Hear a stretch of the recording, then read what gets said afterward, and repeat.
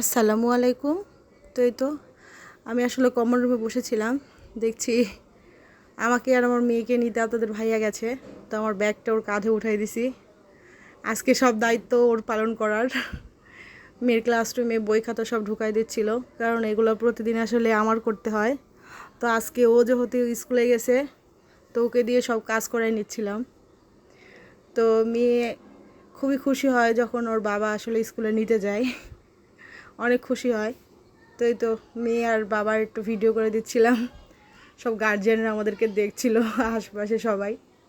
তো ওখান থেকে বের হয়ে আসছি, তারপরে আমার মেয়ে বলছে, বাবা আমাকে চকলেট কিনে দাও।